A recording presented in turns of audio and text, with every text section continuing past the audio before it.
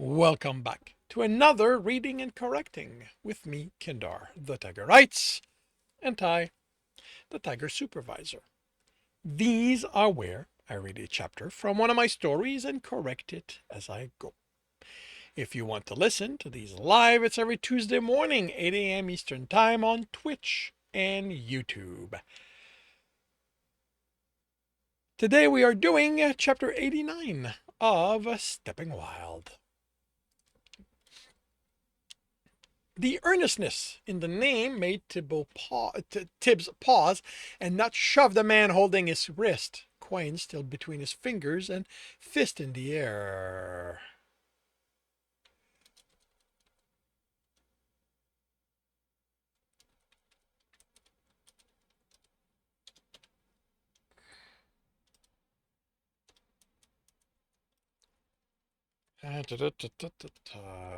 Shove the man.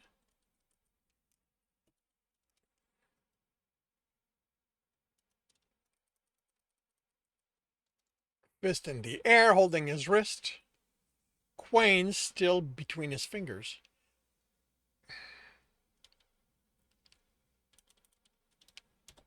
It gave him time to remember using that name, but not be certain when. Realized they were on a street with others passing them, and was happy no one was calling for the guard. They probably thought the man could deal with the thief himself. The man was slightly taller than Tibs, blond hair, badly cut with a blade. The pale beard was a few weeks long, and the leathers had seen better days. The hole with the man's muscle gave him a thuggish look. And then he remembered where he'd been to bow and who the man was. Charlie? Charlie grinned, lowered his fist, and let go of Tibbs's wrist. In the flash, what are you doing here? What was he? What happened to taking over the master's organization and looking after your city? The man turns bashful. Turns out I'm no good at running something that big. Leaving was best for everyone. He grinned. But I got myself a team and He looked at the crowd, mostly ignoring them. We're messengers of a sort. So you're heading out. Tibbs rubbed his temple, surprised at how unsure he felt about encountering someone from the past. He hadn't thought about them. They no longer belong in his life, and he never returned to those places since they were behind him. I'm still lining up the next item. We're here until that's done. He brightened. Hey, since you're here too, why don't you meet them? We can share a drink. You're going to love them. I don't know. He rubbed his temple harder. Would this cause complication? It'll be fun. Charlie's face fell slightly. Unless you're heading to your team? Do they know? He motioned him up and down. I don't have a team. I'm not doing anything like that right now. The man smirked. So that silver in your finger is what? Habit. He offered the coin back. You did catch me. Charlie took it, which tells me you're distracted by something. A drink is the best thing for that. Before he realized it, he was walking along. Charlie was right. He could use a distraction. What name should I give my team when I introduce you? Thibault's fine. He hadn't bothered with a commoner identity. He could wander the city as the scholar he was. No one asked for names when he shopped. Oh, they were going to love that. The tavern was close enough to the dock. The ale smelled more of fish than the wheat that made it. Charlie led him to a table at the back where four people sat. He grabbed a chair from the unoccupied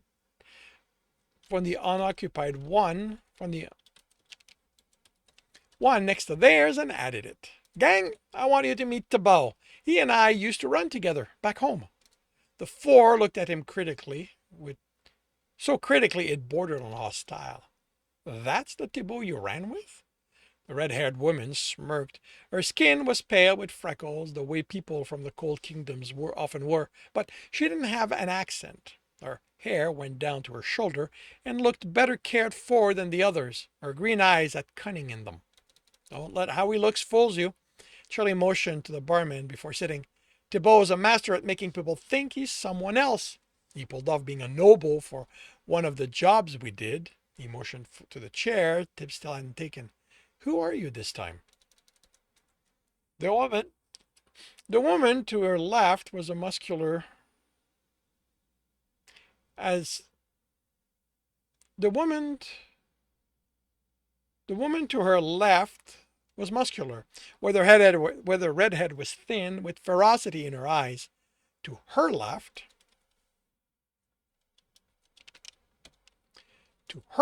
a man with skin much darker than Tibs eyed him the way he'd seen butchers study a cow they've contemplated on buying to then bleed and cut. On the left of the chair Charlie had offered him, the man finishing up the man finishing up the man finished his appraisal and looked back to his tankard. He hesitated. 5. Charlie had made a team of 5. Hadn't he explained that was bad number for a team? He sat. A scholar. Tibbs wouldn't be the one having to deal with things when they went wrong because of that. A booker? This is the guy you talked about? The one who helped you take down that thief group? Helped? Tibbs asked, smirking as the server placed a tankard on the table and left with the empties. Charlie grinned. I might have exaggerated my part in it.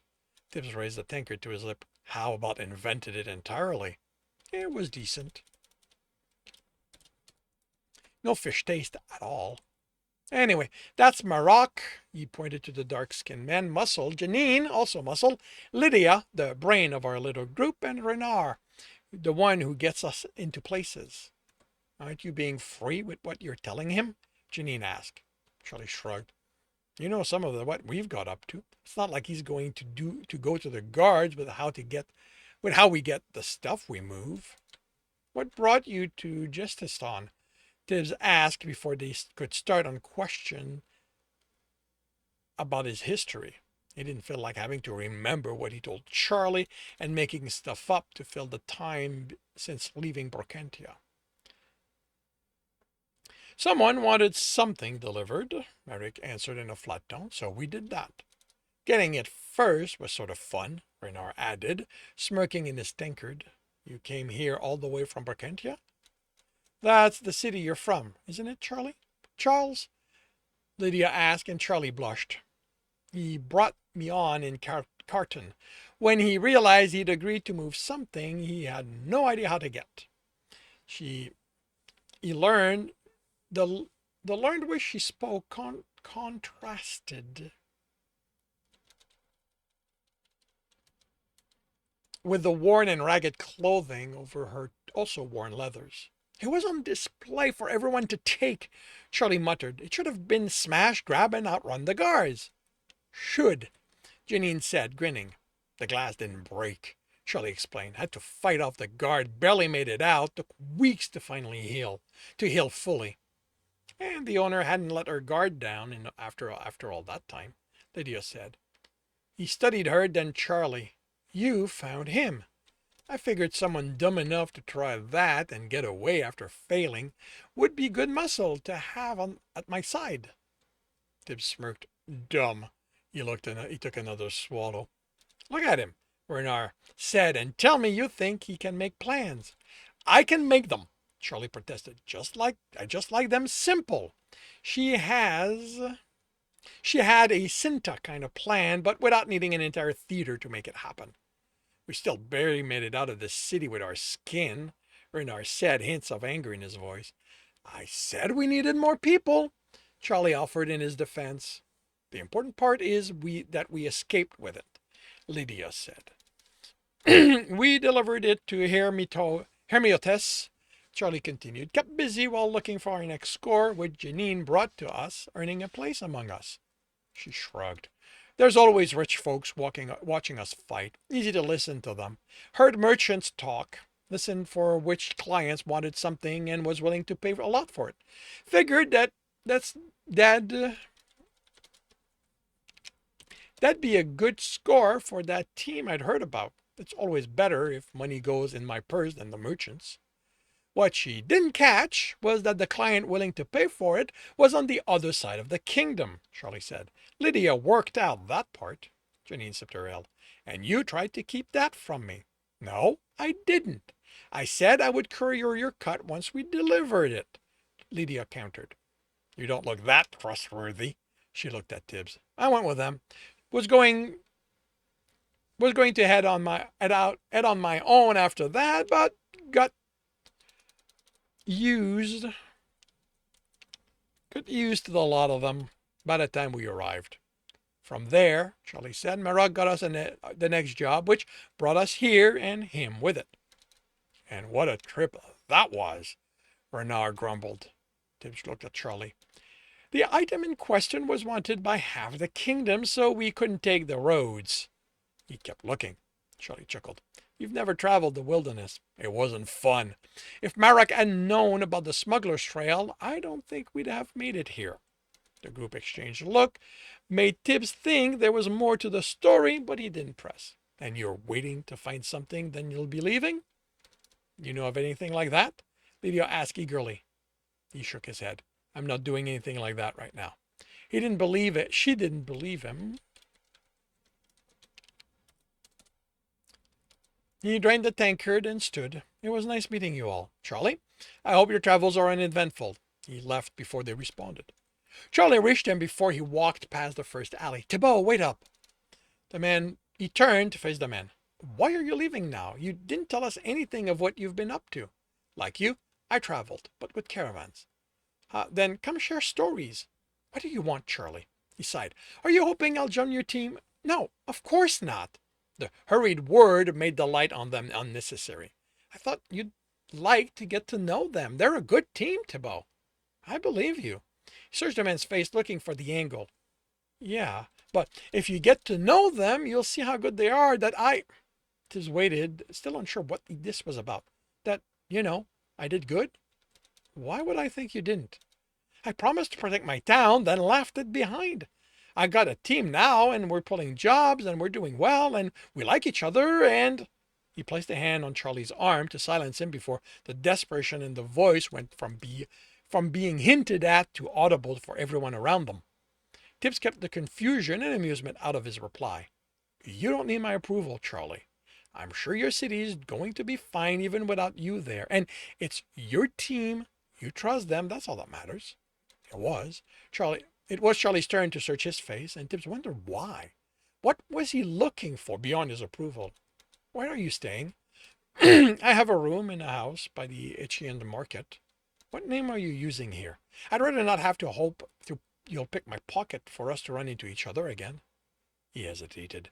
I'm not doing a job here. I just want to be able to find you if I want to share another ale.